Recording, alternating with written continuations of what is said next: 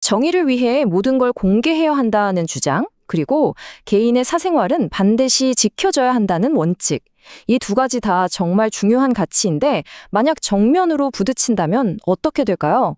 법은 과연 누구의 손을 들어줄까요? 이 팽팽한 줄다리기에서 법원이 어떤 결론을 내렸는지 지금부터 실제 있었던 사건을 통해 한번 들여다보겠습니다. 자, 상황을 한번 보세요. 한쪽에선 진실을 밝히려면 정보가 꼭 필요하다고 하고요. 다른 한쪽에선 그 정보 하나 때문에 한 사람의 인생이 완전히 무너질 수도 있다고 말합니다. 법의 저울이라는 게 바로 이런 거죠. 이 아슬아슬한 지점에서 매일같이 균형을 잡아야 하는, 정말 머리 아픈 숙제를 풀어야 하는 겁니다.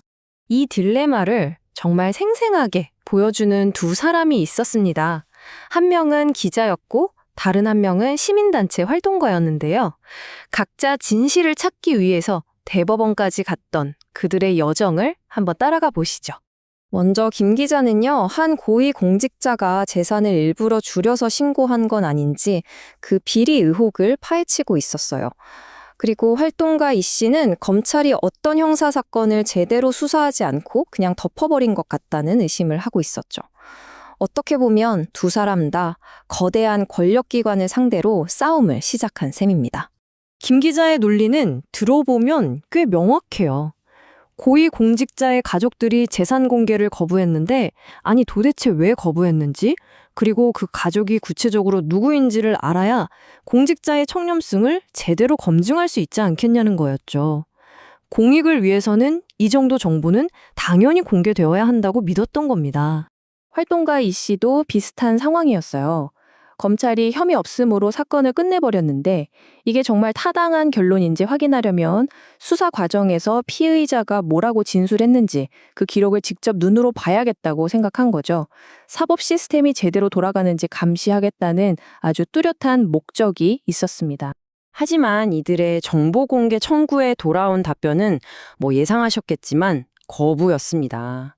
법에서 정한 비밀이라서 안 된다. 사생활 침해 우려가 너무 크다. 이런 벽에 부딪힌 거죠. 근데 이분들 여기서 포기하지 않고 바로 소송을 겁니다. 그리고 마침내 대법원이 내놓은 결론은 정말 많은 사람들의 예상을 뒤엎는 것이었습니다. 자, 여러분이라면 어떻게 판단하셨을 것 같으세요? 국민의 알 권리가 이겼을까요? 아니면 한 개인의 사생활 보호가 더 중요하다고 봤을까요? 우선 김 기자 사건부터 볼게요. 결론부터 말하면 절반의 승리였습니다. 법원이 그 정보, 법령이 정한 비밀은 아니다 라고 떡 못을 박았거든요. 이건 행정기관 내부 규칙 같은 걸로 공개를 막을 순 없다는 중요한 의미가 있어요. 그런데 여기서 반전이 나옵니다. 법원이 그렇다고 당장 공개하세요? 라고는 안 한 거예요. 사생활 침해 가능성은 또 다른 문제니까 그건 따로 따져봐야 한다면서 한 발 뺐습니다. 반면에 활동가 이 씨 사건에서는요, 법원의 판단이 아주 단호했습니다. 피해자의 진술 기록은 개인의 사생활을 침해할 위험이 너무 크기 때문에 비공개하는 게 맞다고 판결했죠. 국민의 알 권리보다 피의자의 사생활 보호가 더 우선이라고 본 겁니다. 아니, 왜 이렇게 다른 결론이 나왔을까요?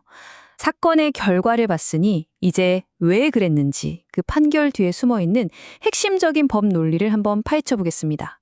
여기엔 아주 중요한 두 가지 원칙이 작용합니다. 첫 번째 원칙은 법령 비정보라는 개념인데요. 말이 좀 어렵죠. 쉽게 말해서 행정기관이 자기들 마음대로 이거 우리 내부 규칙상 비밀이야 라고 우긴다고 다 비밀이 되는 게 아니란 겁니다. 국회에서 만든 진짜 법률에서 비밀이라고 명시한 경우에만 비밀로 인정해주겠다는 거죠. 김 기자가 일단 원칙적으로 이길 수 있었던 이유가 바로 여기에 있었습니다. 법원의 저울이 어떻게 움직였는지 이 표를 보시면 한눈에 들어오죠. 두 사건 모두 공익성이 높다는 건 법원도 인정했어요. 공직자 감시, 검찰 감시 둘 다 중요하니까요. 하지만 저울의 반대편에 올려놓은 피해의 무게가 완전히 달랐습니다. 공직자 가족 정보는 사생활 침해 가능성 정도의 무게추였다면 아직 혐의가 확정되지도 않은 개인의 내밀한 진술은요, 한 사람의 인생을 망가뜨릴 수도 있는 회복 불가능한 피해라는 훨씬 더 무거운 추였던 거죠. 법원은 바로 이 무게의 차이를 결정적인 기준으로 본 겁니다. 그러니까 핵심은 바로 이겁니다. 법은 특히 범죄 혐의가 입증되지 않은 사람의 신분이나 아주 사적인 진술이 공개되는 걸 극도로 경계합니다. 그게 공개되는 순간 그 사람한테 사회적인 낙인을 찍는 것과 같다고 보는 거예요.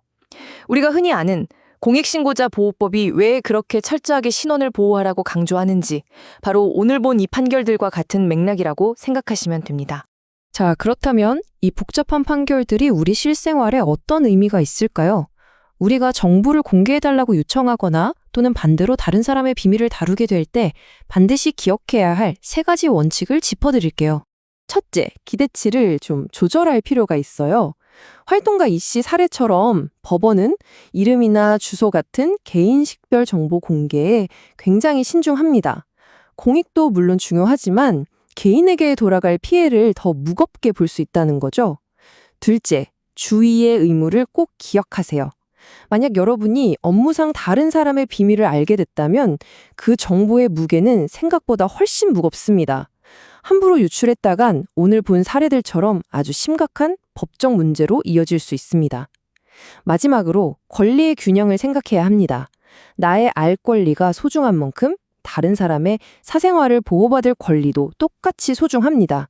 법의 저울은 언제나 이 두 권리 사이에서 균형을 찾으려 한다는 이 대원칙, 이걸 잊지 말아야 합니다. 법은 물론 알 권리를 존중합니다. 하지만 그 권리가 칼날이 되어서 무고한 개인의 삶을 베는 것은 절대로 허용하지 않죠.